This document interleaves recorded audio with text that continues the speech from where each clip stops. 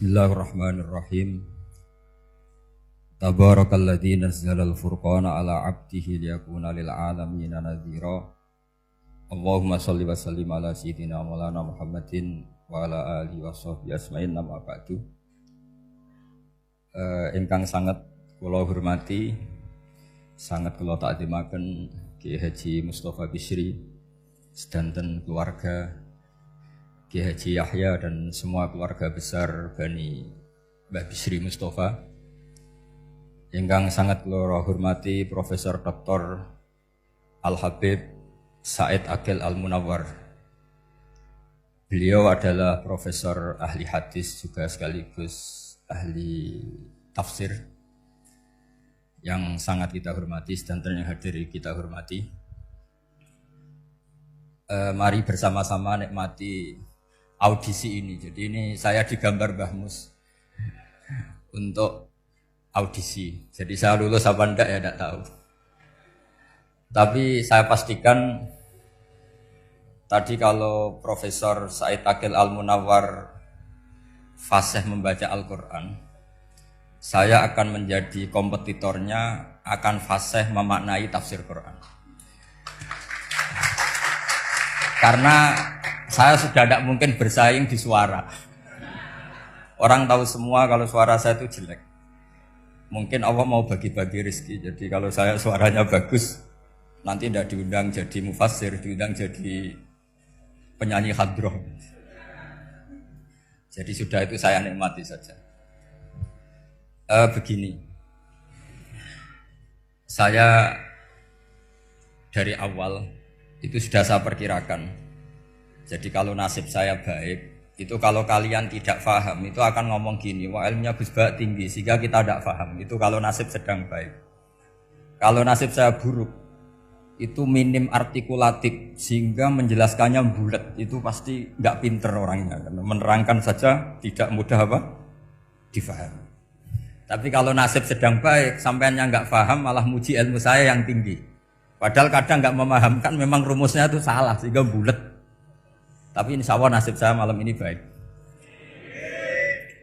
Begini, saya dulu pernah berdoa berkali-kali sama Allah Subhanahu Wa Taala bahwa saya ingin membaca Quran itu fasih fil makna. Fasih itu artinya jelas, runtutan logikanya jelas. Sehingga barokahnya fasih itu logika Quran atau logika yang dibangun Quran itu menjadi benar-benar logika yang diterima siapa saja, termasuk diterima oleh orang kafir. Kita tahu Umar itu masuk Islam sebelum mondok apa enggak pernah mondok? Sebelum mondok, enggak pernah beliau ngaji tafsir. Enggak pernah mondok.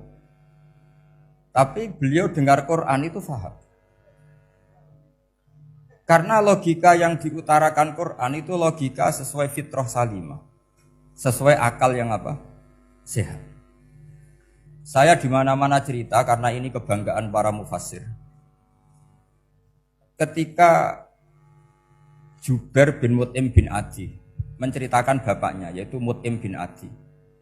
Beliau adalah orang yang sangat pintar sekali sehingga didelegasikan oleh kafir Quraisy untuk jadi negosiator di Asra Badrin. Jadi perang Badar itu kan ada Asra Badrin, orang-orang kafir yang ditawar Islam.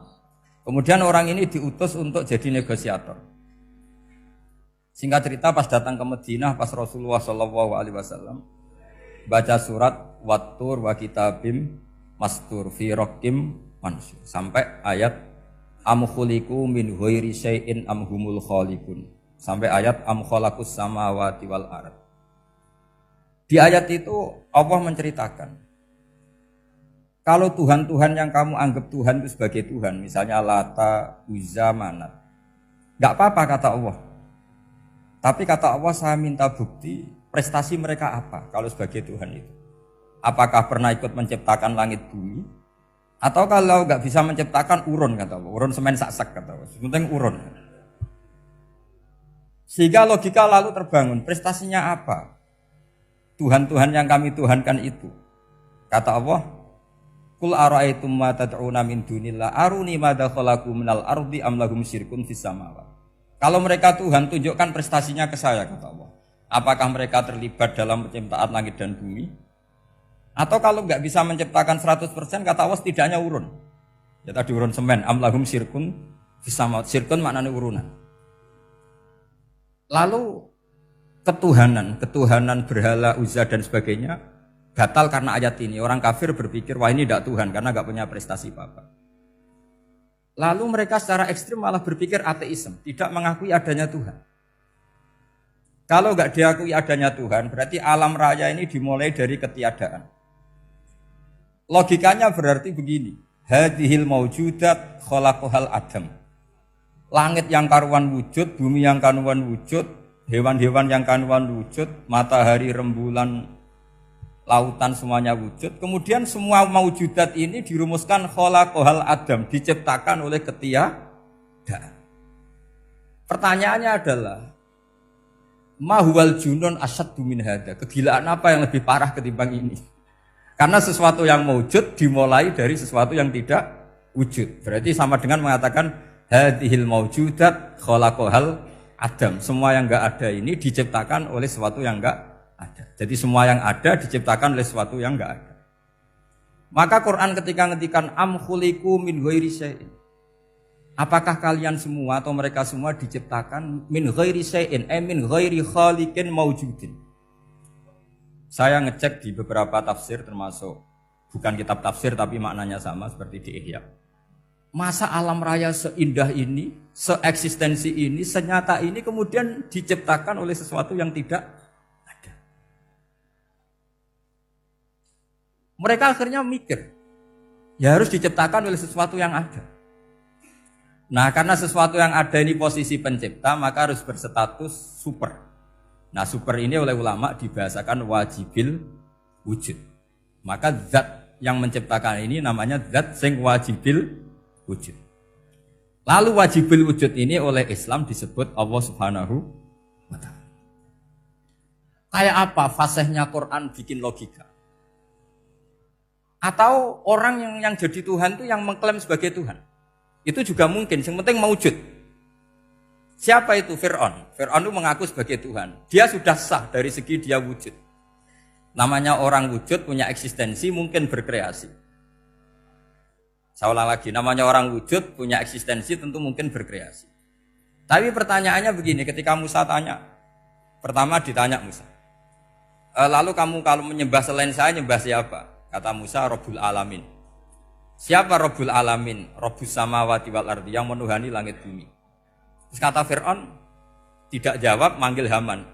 Haman, kamu kan arsitektur, coba ibnili sorhal ali abluhul asbab. Ya Haman ibnili sorhal ali abluhul asbab. Bangunkan sebuah piramida yang tinggi, la'ali at-tali'u ila ilahi Musa. Saya ingin melihat Tuhannya Musa.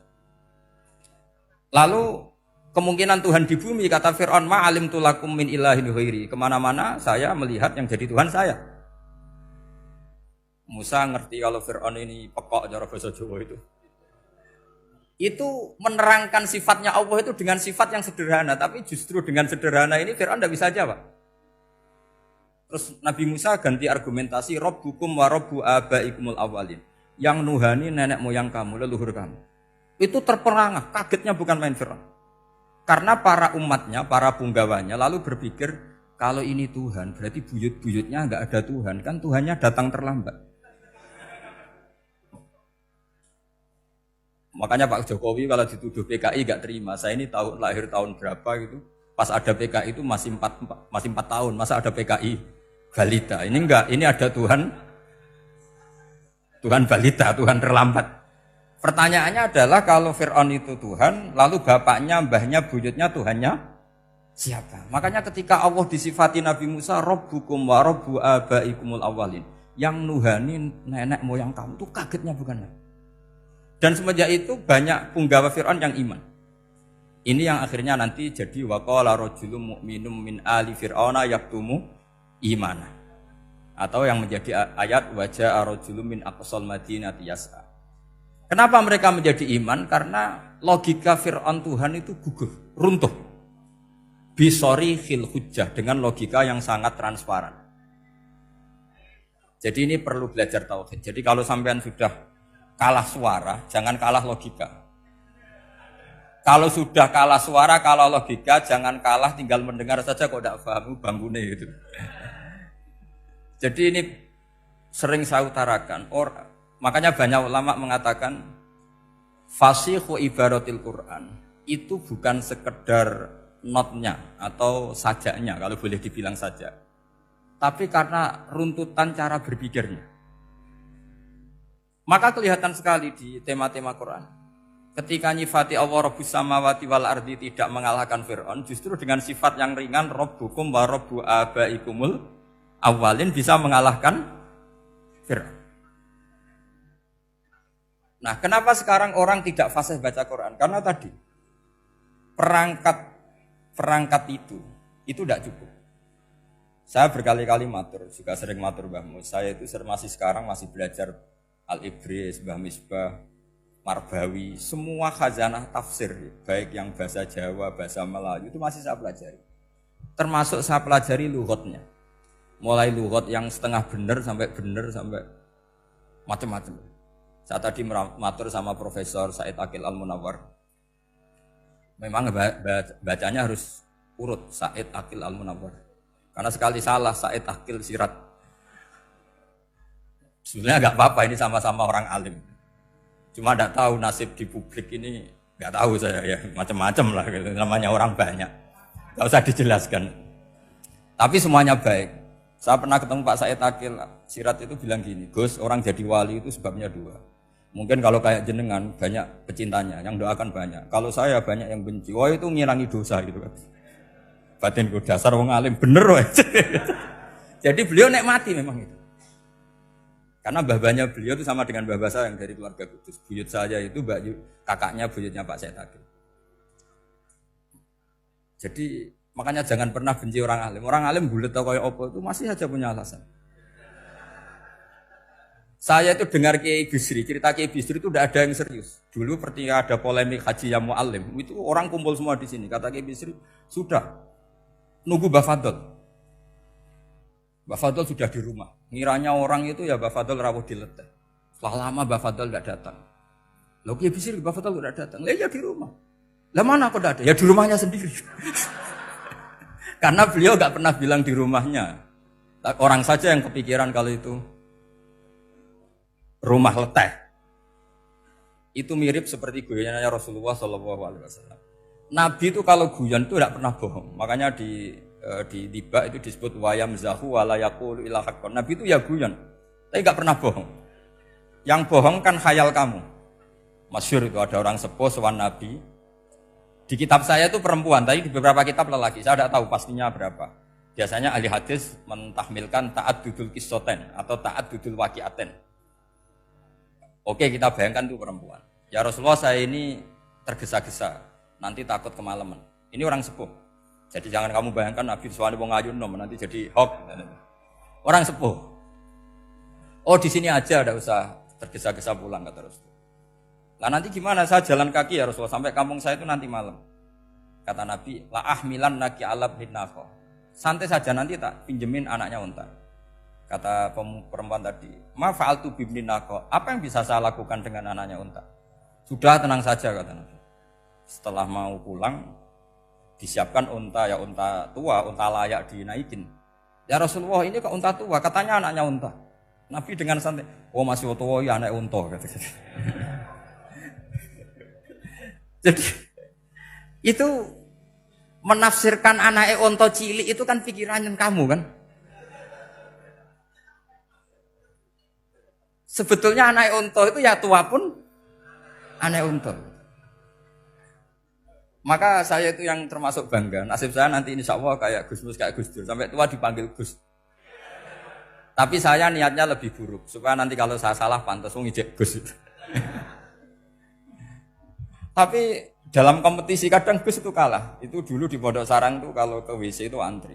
Itu yang di WC didodok. Supaya cepat keluar. Ayo cepat keluar, saya Gus. Dikira teror Gus itu yang di WC menjadi takut. Yang dalam WC gak kalah, saya malah kiai. Sehingga jadi memang kacau, kalau sudah logika itu kacau. Tapi di Ihya Ikhya kitab yang populer dikaji di pesantren. Itu ada babnya. Qadiyat itu pengarang tentang betapa wajibnya takdim sama Rasulullah. Tapi punya bab mizahun Nabi, guyonan-guyonannya Kanjeng. Cuma Nabi seninya tadi wala yaqulu illa haqqan. Meskipun guyon itu enggak pernah bohong, itu butuh seni itu. Bohong guyon tapi tidak pernah bohong.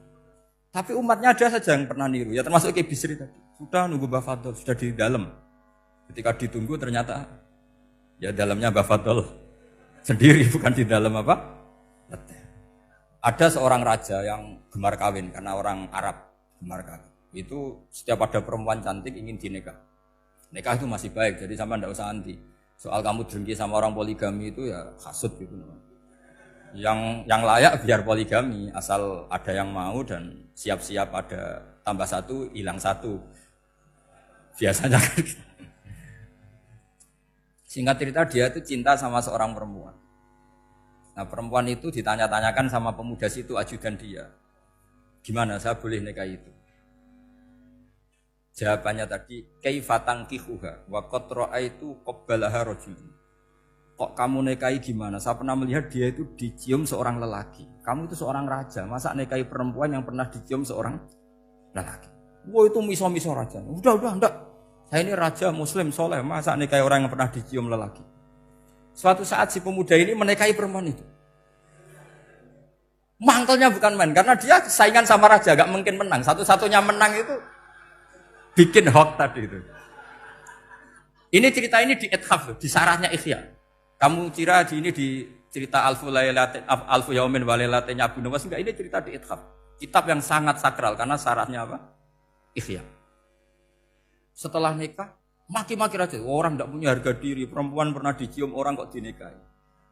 Tadri mandalikar rojul, kamu tahu siapa lelaki itu? Gua abuha, yaitu bapaknya. Oh terrajan wasem, enggak ngerti gue. Jadi apa? Kiai-kiai dulu itu rileks. Sehingga saya datang ke sini ketika diminta sama Mbak Mus. Sebenarnya enggak diminta, diperintahkan. Karena pasti pakai agak-agak otoriter gitu. Karena di atas kita, jauh di atas kita. Mbah Mun guru saja manggil beliau Lek. Karena kita tahu Mbah Mus punya ibunya itu binti Khalil Harun. Mbah Khalil itu, saya punya manakibnya banyak tentang Mbah Khalil Harun. Jadi beliau itu adiknya Umar Harun. Mbah Umar Harun itu dulu alim-alimnya Ki Sarang, setelah Mbah Ghazali itu Mbah Umar Harun. Termasuk Mbah Khalil Harun yang ngaji sama kakaknya Umar Harun. Setelah beliau alim alama, singkat cerita setelah menyelesaikan pendidikan, pindah ke Kasingan itu dibawain santri oleh kakaknya, namanya Umar Harun. Nah Mbah Harun itu punya istri namanya Mbah Sinto, itu saudaranya Mbah Ghazali. Makanya Mbah Mun manggil Mbah Mus itu Lek, karena Mbah Mun ke Mbah Ghazali itu Mbah Mun Nyai Mahmudah binti Ahmad. Ahmad ini bin Su'aib. Su'aib ini juga menantunya Mbah Ghazali. Terus Mbah Ghazali, berarti Mbah Mun dari Mbah Ghazali generasi kelima. Kalau Mbah Mus kira-kira ya Mbah Mus, Nyai Bisri, Mbah Khalil. Nah Nyai Sinto ini sudah saudaranya apa? Mbah Ghazali. Berarti Mbah Mun dengan Gus Mus itu kalah satu tokoh di urutan nasab. Makanya manggil apa? Lek. Tapi Mbah Mus orang baik tidak pernah manfaatkan itu. Yang sering manfaatkan Mbah Nawawi itu.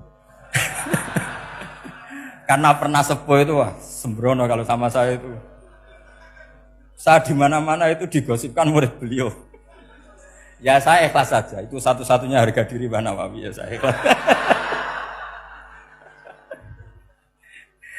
Saya ikhlasnya. Jadi karena memang saya manggil beliau juga memang pernah nyembah. Buyut saya kandung itu namanya Maimunah, itu mbaknya Mbah Dowi. Jadi saya ini juga Bani Lasem.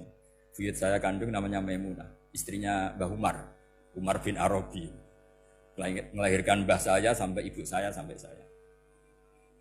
Saya teruskan. Jadi cobalah Quran itu dibaca secara fasih. Kalau ingin baca fasih caranya gimana? Kamu harus belajar balaghah, belajar lisanul Arab, belajar mantek, belajar logika. Nah, kalau logika itu tidak sampai, cari muhalnya. Ini fatwanya Said Robdon Al-Buti, juga fatwanya semua ulama usul fikih. Saya ulang lagi ya, kalau logika kamu nggak paham, cari sisi muhalnya. Saya ulang lagi, cari sisi muhalnya. Misalnya kamu angan-angan tentang Allah nggak dok. Sedurungnya Allah itu sopo. Misalnya kamu angan-angan gitu. Sama agama tentu itu dilarang, tapi orang filsafat tetap saja nyari itu. Lalu hentikan pencarian itu, yaitu tadi katakan saja hadhil maujudat yastakhilu ayyakhluqahal adam. Sesuatu yang maujud tentu enggak mungkin disebabkan oleh sesuatu yang tidak ada. Fa innal adama la yu'atsiru aslan wala yakhluqu aslan. Namanya sesuatu yang enggak ada pasti tidak berstatus pencipta. Namanya saja enggak ada. Akhirnya la buddha min ayyasbiqa hadzal alam maujudun. Maka alam ini harus didahului sesuatu yang maujud. Lah maujud ini yang oleh Islam disebut Allah Subhanahu wa taala. Sudah selesai di sini. Tinggal delok TV, tinggal ngopi, turu sampai setannya setruk karena nunggu mau bikin was-was itu lagi. Loh saya itu termasuk kiai paling sering lihat sinetron. Kadang ya lihat Mak Lampir itu sering terjadi. Sampai istri saya itu protes, Gus, dengan kata orang banyak orang alim kok senengane delok Mak Lampir. Karena setan mau menggoda saya tentang berpikir Allah. Jadi dia ngenteni. Kok malah mikir Mak Lampir gitu. Setelah lihat Mak Lampir biasanya saya itu lapar, terus makan. Habis makan tidur. Setannya masih nunggu mau was-was. Ternyata saya habis bangun ngopi lagi. Kadang lihat berita orang ditangkap KPK, macam-macam. Ini penting saya utarakan supaya setan itu tidak menang. Jadi ciri utama setan itu kata Rasulullah SAW, setan ini goda umatku, hadhil jibal khalaqaha Allah, hadhil ardo khalaqaha Allah, hadhil bihar khalaqaha Allah. Faman khalaqaha Allah. Itu makanya banyak orang jurusan filsafat keblinger karena tanya Allah itu siapa? Kata Rasulullah, jika sampai ini maka kamu harus berhenti. Loh, berhenti tanpa dialihkan ke yang lain kan susah. Tinggal aja lihat dulu sinetron. Ya paling gampang ya Mak Lampir, kan ada takut-takutnya sedikit. Karena kalau lihat sinetron anak-anak milenial itu kalau ada artis cantik sampai nangis. Karena istri kamu tidak seperti itu. Jadi ini trik ya. Trik supaya melihat TV tapi tidak nyesal. Makanya saya milihnya Angkring Darmo, Mak Lampir. Ya saya nggak mikir maknanya, butuhnya setan ben mangkol itu. Karena ngenteni saya mikir itu ternyata tidak mikir itu lagi. Jadi makom saya itu beda, sama-sama lihat sinetron. Mungkin saya jadi wali karena lihat sinetron. Mungkin ya. Makanya banyak wali itu gak bisa diduga. Banyak orang jadi wali itu justru karena makan. Justru karena melakukan hal-hal yang cara orang banyak itu salah. Itu Abu Yazid Al-Bustami itu pernah tanya sama Allah. Kapan gak usah bayangkan caranya tanya gimana. Enggak wali ya enggak tok. Sudah enggak usah tanya itu. Tanya gini, ya Allah, orang seserdup saya dalam ibadah sedekat ini sama jenengan. Lalu saingan saya dekat jenengan masuk surga itu siapa? Sama Allah ditunjukkan orang yang tidur, itu tidur yang. Ya teman kamu yang tidur di kamar. Enggak terima Bu ya, ini gimana kok bisa setingkat saya orang yang tidak tidur gitu. Yang saya ibadah terus istighfar terus. Tapi jawabannya Allah nih. Woe ibadah terus yo mergo wedi aku. Jadi kan nganggep aku iku rodok-rodok jahat gitu. Iki tuh ratu mergo yakin aku apian, mulane ditinggal turu. Jadi sampean jangan tiru makom saya ketika tidur. Itu punya kelas khusus. Tapi jangan tiru, ini cerita saja, sampean ndak harus niru. Karena sampean kalau niru itu harus ada Abu Yazidnya. Abu Yazid sudah enggak ada. Tapi itu ilmu. Ilmu yang cocok enggak cocok harus kita kaji. Saya tadi jagungan sama beliau, sama Profesor Said Akil Al-Munawar. Beliau cerita sebetulnya sekolahan saya itu tentang usul fikih, tapi terkenal saya Profesor Tafsir. Tapi saya suka ilmu usul fikih, meskipun korbannya ya banyak. Biasanya orang jadi liberal gara-gara ya usul fikih. Sebenarnya nggak perlu dipikir lah itu macam-macam. Begini, dalam usul fikih yang mainstream itu kan ada hukum wajib, haram, ya makruh, terus macam-macam lah. Termasuk ada mubah. Mubah itu boleh dilakukan, boleh ditinggalkan. Dalam ilmu usul fikih sebetulnya definisi mubah boleh dilakukan, boleh ditinggalkan itu salah. Karena begini, setiap Anda melakukan sesuatu yang mubah, pasti di saat itu meninggalkan sesuatu yang haram. Saya ulang lagi ya. Itsma min mubahin illa wa yatahaqqaqu bihi tarku haramimma. Semua teks di Lubul Usul seperti itu. Memang saya hafalkan karena ini cara saya jadi wali yang mudah murah. Itsma min mubahin illa wa yatahaqqaqu bihi tarku haramimma. Fayatahaqqaqu bisukun tarkul qatli wa bisukut tarkul qadzaf. Terus beliau membuat sekian contoh. Hukum mubah itu kata ulama yang lain kan boleh dilakukan, boleh ditinggal. Itu tidak benar. Mubah itu ya wajib. Karena setiap kita melakukan mubah, maka saat itu berarti kita meninggalkan barang haram. Coba orang tidur itu artinya apa? Tidak zina, tidak maling, tidak selingkuh, tidak mabuk. Sampean di pondok nikmati jagongan, rokokan, ngopi. Artinya nikmati rokok, nikmati kopi. Tidak menikmati tontonan di bar. Makanya kita berharap malaikat itu belajar usul fikih sehingga ketika kita rokok di pondok dilihat hada taroka melihat bar, wahada taroka melihat dangdutan, wahada. Jangan sampai malaikat bilang gini, dasar kere rakra delok. Itu repot kalau sampai bergerak gitu.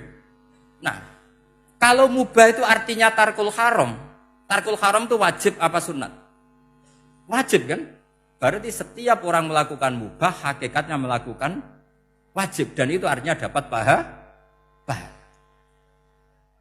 Salah sampean ngajine ra khatam, dadi nglakoni mubah ku mengira tetep mubah. Maka berbahagialah orang yang ngajinya khatam. Makanya setahu saya kiai-kiai Mbah Mun ya sering guyon. Setahu saya Mbah Mun kalau ketemu Mbah Mus ya guyon terus. Guyonnya ini adalah waminal qutbi kata Imam Ghazali. Qutbu hadzal al-istildad bil mubahat. Poros agama ini pada akhirnya adalah nikmati sesuatu yang dibolehkan Allah Subhanahu. Orang itu kalau fasik, mau makan siang aja kalau enggak ditemani perempuan cantik enggak bisa makan. Mau jalan-jalan kalau enggak ditemani perempuan cantik enggak bisa jalan-jalan. Kalau kiai-kiai itu enggak. Gujlok-gujlokan wis seneng ira karuan. Dulu terkenalnya Kiai Bisri, Kiai diundang katanya mau ada menteri. Ternyata menterinya ya beliau tidak masak entok di sini. Karena maknanya menteri itu pembantu presiden. Semua kita adalah bantu presiden terlaksananya kedamaian itu. Loh iya kan? Saya berkali-kali ngomong di mana-mana. Apa artinya menteri pertanian kalau kita tidak nanam padi?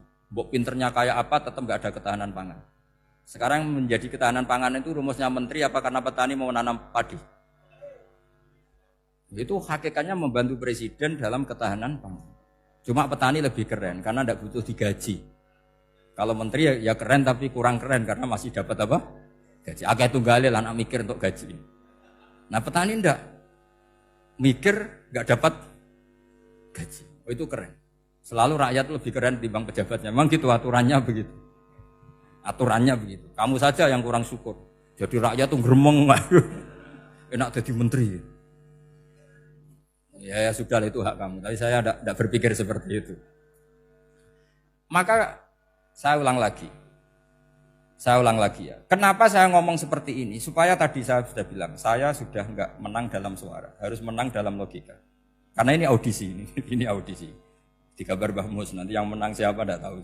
Tadi Pak Muat, sekarang saya, kemarin Gus Zobur enggak tahu saya. Nanti masuk nominasi apa enggak tahu.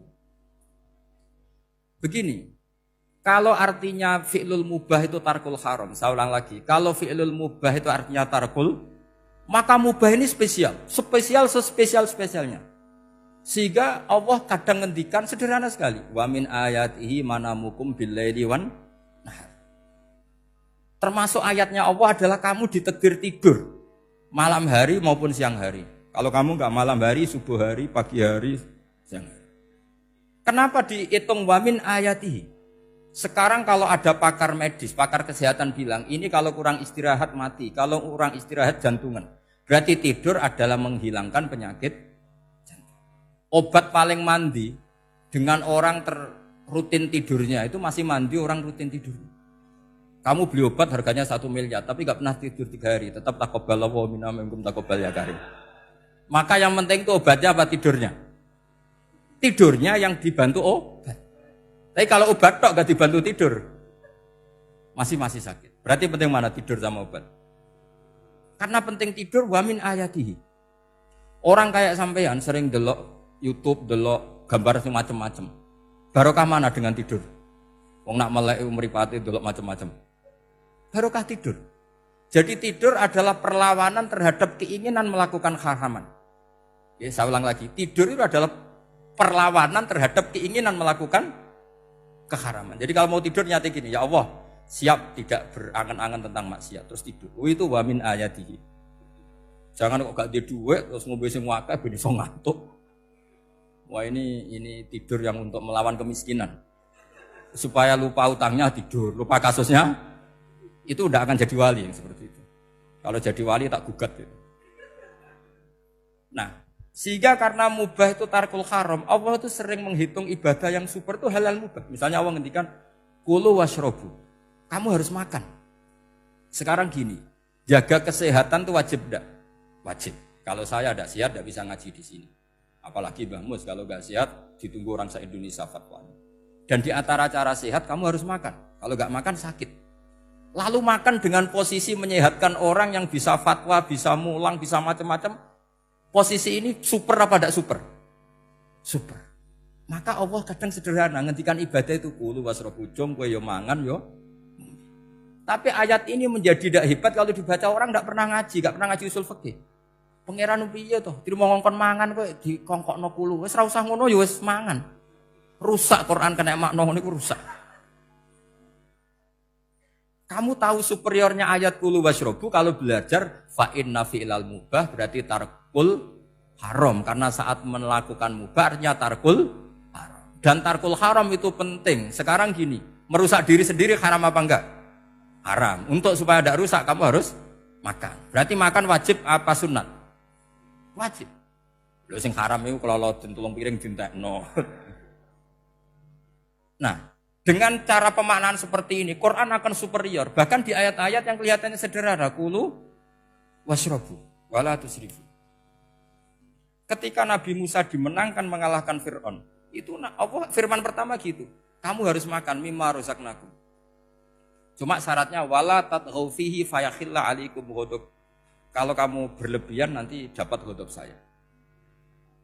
Nah, khawatir saya kalau ilmu ini sudah hilang terus ayat-ayat yang biasa tentang kemanusiaan dikira biasa. Padahal ayat ini super, misalnya nikah. Nikah itu oleh Allah, perempuan yang kita nikahin itu oleh Allah disebut surga. Saya punya bukti, misalnya gini ayat ya, wala tangkihul musyrikati hatta yu'min wala amatum mu'minatun khairum min musyrikati walau a'jabatkum. Terusannya ayat wala tangkihul musyrikina hatta yu'minu wala abdu mu'minun khairum min musyriki walau a'jabakum. Terusannya ayat ulaika yad'una ilan nar. Para musyrikah yang ingin kamu nikahi karena mereka non muslim atau kafirah atau musyrikah itu hanya mengajak kamu masuk neraka. Maksudnya ngajak itu kan bisa saja kamu tertarik perempuan tadi sampai kompromi merubah akidah kamu. Terusannya ayat wallahu yad'u ilal jannah. Harusnya dengan perbandingan kamu jangan menikahi musyrikah. Logika perbandingannya kan wallahu yad'u ila nikahil mu'minah. Saya ulang lagi, harusnya muqabalahnya kan wallahu yad'u ila nikahil mu'minah. Allah mengajak kamu supaya menikahi mu'minah. Tapi kata mukminah sama Allah diganti wallahu yad'u ilal jannah. Allah mengajak kamu masuk surga. Ila nikahil mu'minah. Artinya gini, setiap kamu hubungan intim sama istri kamu itu adalah menjadi kamu tidak zina. Jadi kalau kamu tidak zina, barokahnya istri kamu ini penopang kamu masuk surga. Makanya Rasulullah pernah ditanya, ibadah itu apa saja? Nabi secara ringan diantara jawabannya, wa fi buti ahadikum shadaqah. Sudah kamu ngumpuli istri kamu itu ya ibadah. Terus kata sahabat-sahabat, ya Rasulullah ayati ahaduna syahwatahu wa walahu ajrun. Yang benar saja Rasulullah, masa urusan gitu dapat pahala. Nabi jawabannya ya enteng, alai salawatu fi haramin aka'ana ali wisrun. Kalau dia salah yang dikeloni kan ya dosa. Berarti kalau ngeloni yang benar juga pahala. Berarti istri kamu itu jannah surga. Cuma jannah yang agak aneh karena rewel itu agak aneh. Jadi itu jannah yang agak aneh. Maka supaya jannah ini tidak aneh, kata Rasulullah itu cara bersuami istri itu kata Rasulullah halla jariyatan tula ibuka wa tula ibuka. Sebagian riwayat halla jariyatan tudhahikuha wa tudhahikuka. Kamu cari perempuan yang gampang guyon, gampang rileks. Mula abah itu rileks, mudhahaka ya rileks. Saya berkali-kali cerita, saya ini termasuk orang yang nggak pernah diskusi penting sama istri saya. Karena takut tegang. Biasanya kalau tegang itu yang suaminya kalah. Jadi saya itu nggak pernah diskusi penting. Saya kemarin mau ke Pasuruan ya, mau ke Peloso itu ditanya, mau kemana? Ya nggak tahu. Terus pulangnya kapan? Ya nggak tahu. Wong kok rohan. Ya saya senang saja. Enggak roh itu artinya kan bodoh. Orang bodoh itu enggak mukallaf, artinya enggak dosa kata saya. Jadi saya ngambil hikmahnya saja. Anda takut. Ditakoki kok jawabannya ora jelas. Ora jelas itu misteri. Memang dunia itu penuh misteri. Pokoknya tak itu. Pokoknya yang kira-kira itu jadi tidak penting. Rasulullah tuh kalau debat sama istrinya ya milih gitu, milih mula abba mudhahaka. Saya punya sekian cerita betapa Rasulullah tuh rileks ngadepin cemburu-cemburunan. Sayyidah Khadijah tentu orang yang super bagi Rasulullah. Sampai ketika adiknya Sayyidah Khadijah, kalau nggak salah namanya itu Halah itu. Kalau datang itu Rasulullah itu menjamu karena mengingatkan suara Khadijah. Kalau muji Khadijah itu sudah langit Rasulullah. Sehingga Aisyah itu cemburu. Bagaimana Anda selalu muji Khadijah? Waqad abdalakallahu khairan minha. Allah mengganti yang lebih cantik ketimbang Khadijah dan lebih muda. Maksudnya Aisyah. Kenapa masih muji yang sudah meninggal? Tua lagi kan. Gantian Sayyidah Fatimah yang tersinggung karena ibunya ditua-tuakan. Itu ketika Fatimah cemburu, mangkelnya sama Sayyidah Aisyah. Mangkel manusiawi loh. Enggak usah kamu jadi Syiah terus benci Aisyah itu. Karena kalau kamu jadi benci Aisyah berarti kamu nganggap Aisyah itu salah. Dan itu efeknya di Rasulullah, berarti Rasulullah milih istri yang salah. Makanya kita ini madzhabnya ahli sunnah. Abu Bakar tidak mal'un. Kenapa tidak mal'un? Kalau kamu bilang Abu Bakar mal'un berarti Rasulullah salah pilih teman. Umar tidak mal'un karena Rasulullah pasti milih teman yang benar. Begitu juga milih istri yang benar. Dalilnya tidak usah jauh-jauh. At-thayyibatu lit-thayyibi. At-yabut thayyib tentu Rasulullah. Berarti istrinya pasti thayyibah. Jadi madhab ahli sunnah adalah madhab sing jelas-jelas min baini farti wa damil labanan khalisan sa'iwal lisyari. Jadi kalau kamu cari logika gampang saja. Nabi itu thayyib, bahkan at-yabut thayyib. Padahal kata Allah at-thayyibatu lit-thayyibi. Ya jelas ini. Jadi ini tidak usah dimasukkan hati tentang konfliknya Aisyah dan Fatimah. Itu biasa saja. Yang satu bela ibunya, yang satu bela dirinya. Sebenarnya Aisyah itu enggak niat ngeritik Khadijah. Ingin diperhatikan Rasulullah saja. Terus ketika Sayyidah Fatimah matur ya Rasulullah saya supaya ngalahkan Aisyah itu gimana? Karena ibu saya sudah meninggal ya memang cantik dia, muda dia. Dan tahu betul orang kalau Nabi itu sangat mencintai Aisyah. Kata Rasulullah bilang gini saja, tetap hebat ibu saya. Karena ibu saya dapat Rasulullah rondo untuk Joko. Kowe ayu kaya apa iku untuk dudo. Jadi rileks saja Rasulullah. Akhirnya ya semenjak itu enggak ngeritik lagi. Bahaya ini kalau ngeritik. Khadijah itu kan sudah umur 40 tahun. Janda dapat Joko. Aisyah perawan untuk dudo. Keren mana? Keren Khadijah. Jadi tidak semua masalah itu Nabi itu menyelesaikan cara ekstrim. Nabi itu biasa mula apa? Santai rileks. Nah, kalau para mbak-mbak ini ingin jadi surga yang enggak aneh, syaratnya jangan rewel karena di surga itu enggak boleh ada orang rewel. Tapi kalau enggak rewel sementara suami kamu enggak benar, ini namanya goblok. Maka kata Mbah Mun kalau mijazahi santri-santrinya, "Cung bojomu kudu rewel, enggak ngono fakir," kata Mbah Mun. Tapi santri yang di belakang gremeng, "Iya, Mbah, nak fakir, nak jantungan mati." Makanya sering itu.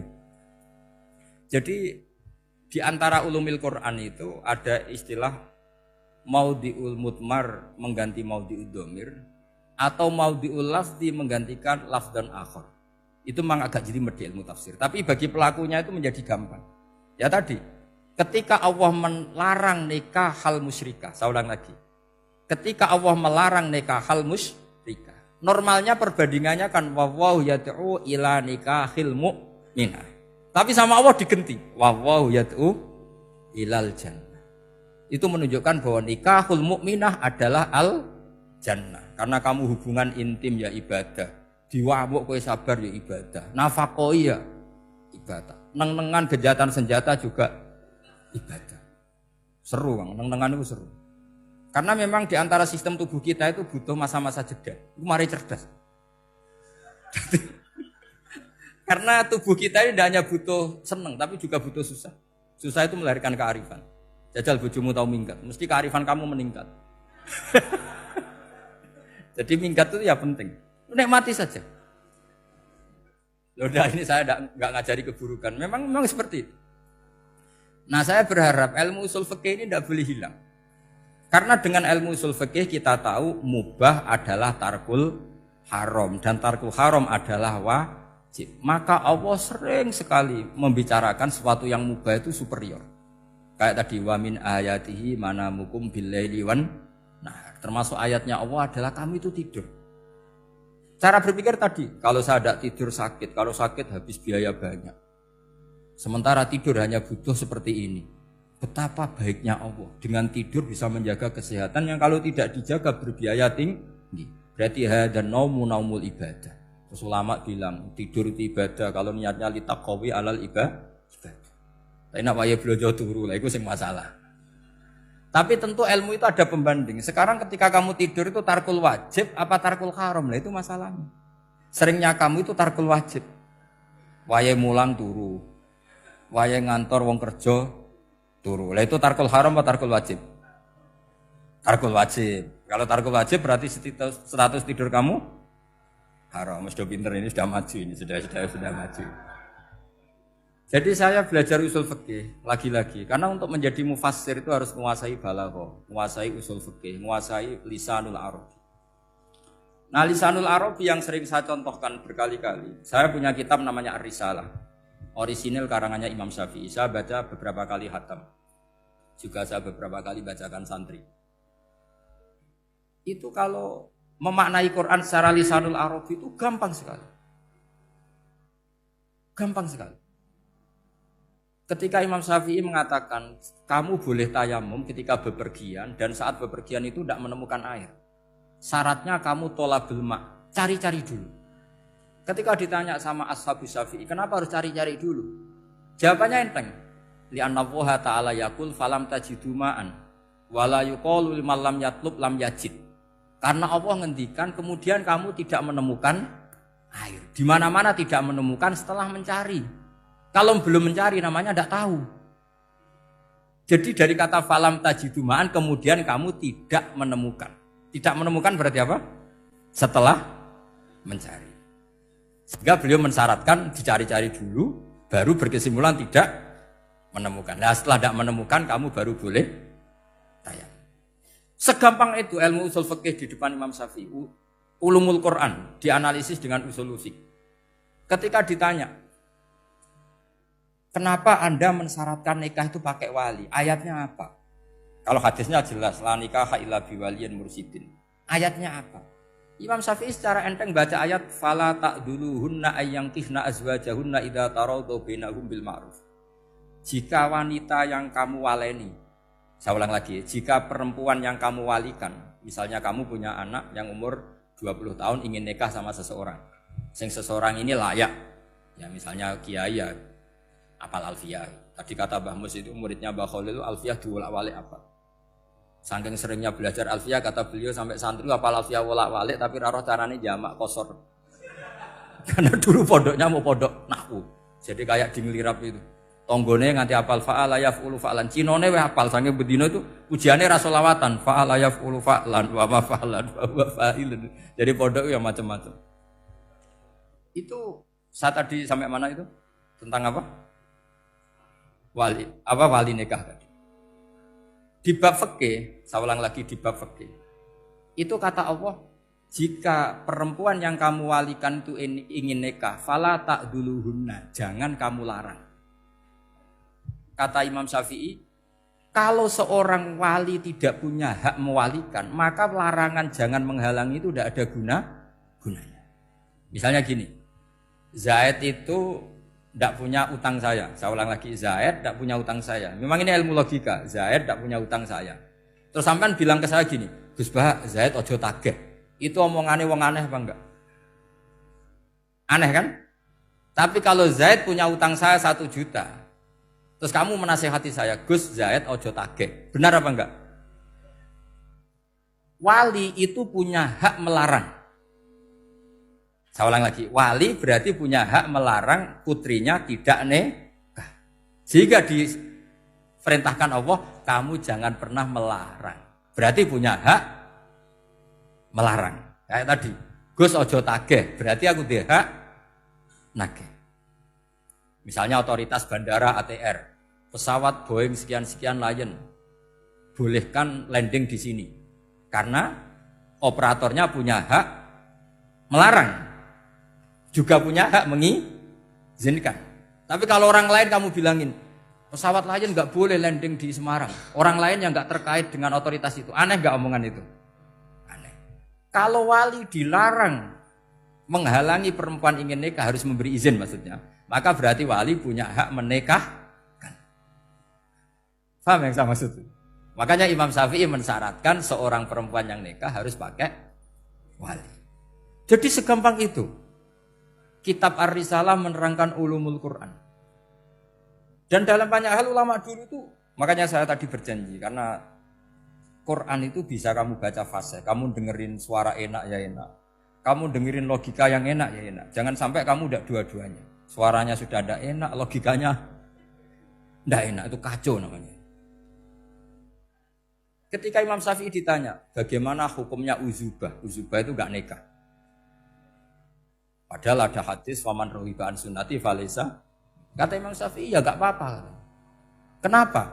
Fa inna Allah ta'ala zakara abdan solihan wa qala wa sayyida wa hasura wa nabiyya minas solihin.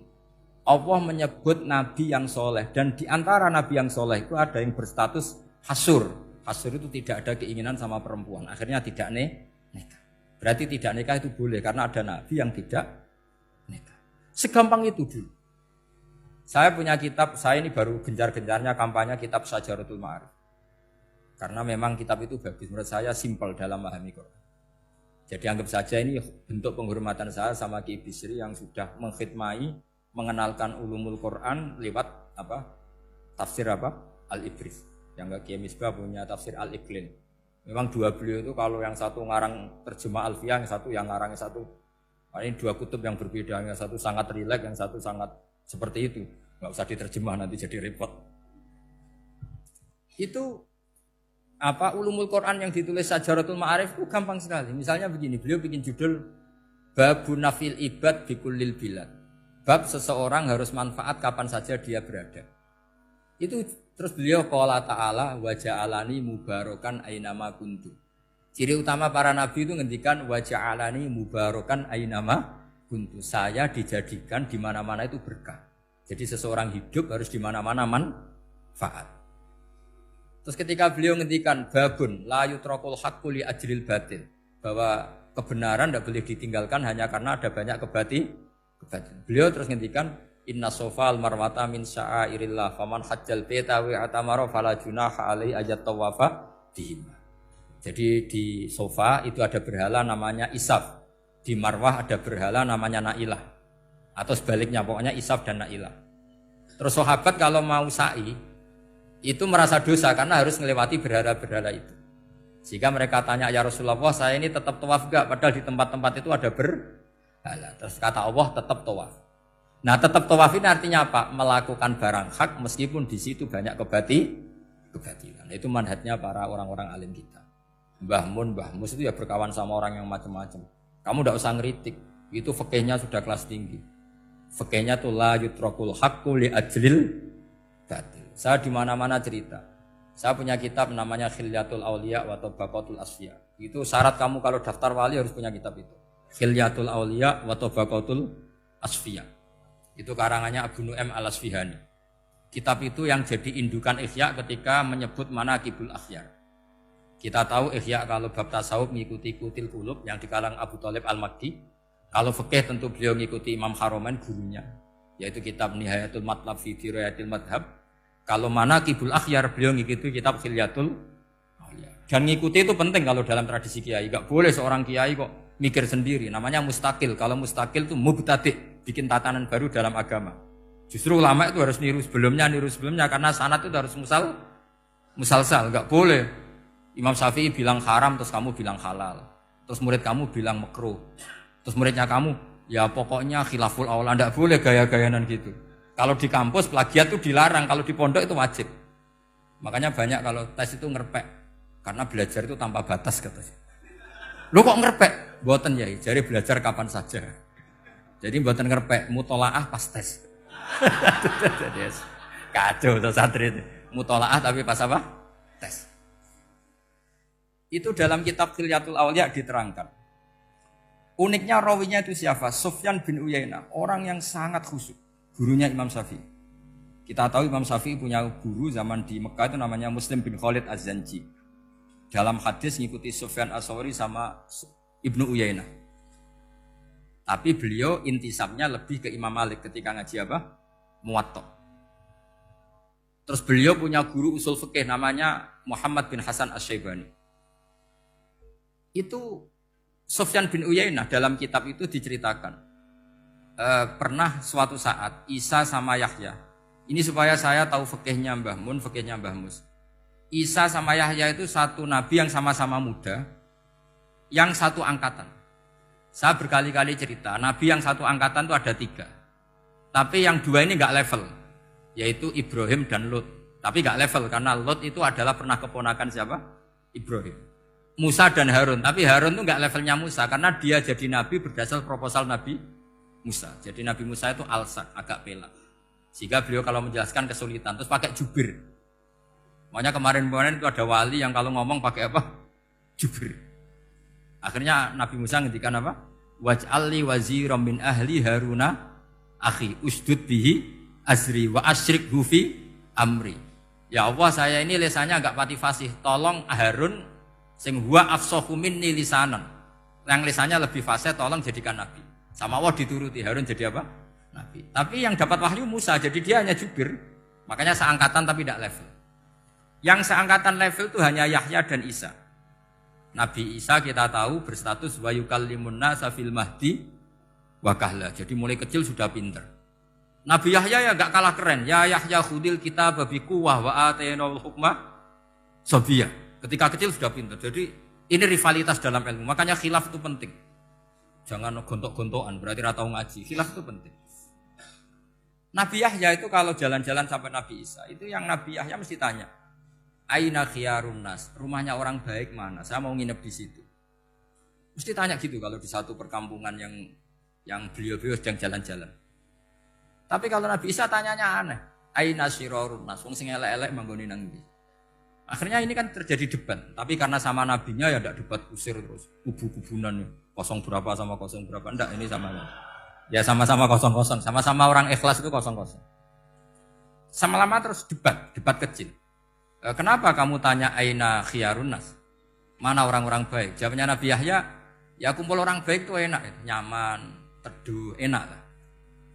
Nah kamu kenapa kau tanya mau nginep di aina syirarun nas? Ana nabiyun, ana tobibun, udawil mardo. Saya ini dokter, nabi itu dokter. Di mana-mana dokter menunjukkan yang sakit. Kalau Anda peneliti penyakit, cari daerah yang banyak endemik penyakit apa yang daerah sehat? Daerah yang kena endemik penyakit. Tapi problemnya Anda sendiri berpenyakitan, kalau ke situ tambah nemen. Nah, itu. Ya sama, kalau kamu kira-kira tidak kuat ya jangan kumpul orang yang seperti itu. Kamu tidak kuat kan, malah katut. Tapi fikih-fikih kiai-kiai kita, guru-guru kita, berteman orang macam-macam tenang saja. Karena mereka kekuatan kesalehannya sudah absolut, sudah kuat sekali. Ya tentu bi'aunillah wa bitaufiqih. Sehingga kamu tidak usah meki para guru-guru kita. Saya pernah didhawuhi Mbah Mun. Ya Jong ya aku wis ketemu Megawati. Piye-piye Indonesia kudu damai. Engko nak tukaran yo repot. Jane yo piye, aku yo kiai. Artinya beliau harus ketemu karena untuk supaya Indonesia itu damai. Beliau anggap saja makili religius, Bu Mega makili apa? Nasional. Dan Indonesia damai itu kalau ada kerjasama antara kaum nasionalis dan kaum apa? Religi. Jadi yang namanya damai itu penting sekali. Sampai Rasulullah itu pernah berdamai sama orang yang jelas-jelas kafir. Apalagi Indonesia belum sampai seperti itu. Yaitu kita tahu dalam Sulhul Hudaybiyah, Nabi berakad damai sama Suhail bin Amr. Padahal kafir. Nah, kalau kamu Qur'annya sudah seperti itu, maka Qur'an itu punya kekuatan yang luar biasa. Ketika Sayyidina Ali konflik sama Sayyidina Muawiyah, itu dirumuskan kita berdamai. Setelah kita berdamai, terus ada pertanyaan begini. Lalu orang yang sedang konflik itu nak ketemu raine, roh raine wis ra seneng. Ning dinggon jenenge konflik ketemu raine wis ra seneng. Oke, kita pakai mediator, kata Sayyidina Ali. Akhirnya Sayyidina Ali pakai mediator, Muawiyah pakai mediator. Terus orang Khawarij bilang, dalilnya apa mediator itu? Enggak ada Qur'annya. Itu orang Khawarij. Sama enggak usah tanya, kalau orang sekarang yang apa Gus? Wah itu mari fitnah, itu provokator berarti tanya gitu. Singkat cerita terus Sayyidina Ali itu agak marah. Karena beliau terbentuk oleh Quran. Itu spontan Sayyidina Ali baca ayat wa in khiftum shiqaqa bainihima fab'atsu hakaman min ahli wa hakaman min ahliya. Jika suami istri menghadapi konflik, di mana-mana konflik roh raine kan gak seneng. Maka yang keluarga lelaki kirim mediator, yang keluarga perempuan kirim. Terus dari Sayyidina Ali, wa ummatu Muhammad a'dhamu min amri rajulin wa imra'atin. Umatnya Muhammad lebih serius ketimbang urusan lelaki dan perempuan. Wong suami istri saja kalau konflik butuh mediator, apalagi hadhil Segampang itu mereka istidlal. Jadi mediator dalilnya mana? Ya dalilnya wa in khiftum shiqaqa bainihima fab'atsu hakaman min ahli wa hakaman min ahli. Dulu Quran itu seperti itu. Ya sekarang problemnya Quran itu tidak dikaji seperti itu sehingga fasihul ibarat atau fasihul akli atau balaghatut ta'aqqul itu enggak ada. Makanya saya ini pengagum kitab Ibnu Hajar Al-Asqalani yang nyari Bukhari. Kata Ibnu Hajar Al-Asqalani termasuk mukjizatnya Quran adalah al-iltizat al-aqli. Akal itu menjadi nyaman. Itu uniknya yang dicontohkan seperti ngaji saya malam ini. Misalnya Allah ngendikan am khuliqu min ghairi syai'in, yang namanya maujudat tentu diciptakan sesuatu yang maujud. Karena akal akan tersiksa ketika dicekoki gini. Hadhil maujudat khalaqahal adam. Tersiksa enggak akal kamu sebagai orang waras dicekoki pikiran hadhil maujudat khalaqahal adam. Ini maujudat disebabkan oleh ketiadaan. Mesti kowe ra iso turu. Barang rono kok iso gawe iku piye? Nah, ini yang dimaksud dalam ilmu tasawuf ala bi dzikrillah tatmainnul qulub. Jadi cara tenangnya hati itu macam-macam. Nak wong toreko ya wong kon wiridan. Nak kaya kula rada ahli akal, wis meneng. Alhamdulillah di pangeran sing wujud. Berarti hadil maujudat khalaqahal maujud. Berhubung maujud ini pencipta berstatus super. Super itu dalam agama disebut wajibul wujud atau musabbibul asbab atau kausa primamboh lah sauni-uni. Sing penting iku ora hadil maujudat khalaqahal ada. Makanya kata beliau, Nabi itu bukan sekedar jamal suratan, ganteng secara perawakan secara fisik enggak, tapi juga Nabi punya jamalul akal. Akalnya itu nyaman. Yaitu kita disuruh iman dengan sesuatu yang memang kita nyaman. Seperti kita disuruh iman bahwa alam ini diciptakan oleh Allah, oleh al-maujud yang super. Kan terus nyaman. Coba kalau kamu diajarin Islam, alam ini yakini yang menciptakan adalah ketiadaan. Oh, kamu kuliah sampai profesor sampai dokter pusing, ini ajaran apa? Sesuatu yang tidak ada menyebabkan sesuatu yang ada. Yaitu namanya termasuk ajaran ini indah karena ada al-iltizat al-aqli. Kenyamanan apa? Berpikir karena terus nyaman. Ya saya kira demikian, ini audisinya selesai. Assalamualaikum warahmatullahi wabarakatuh.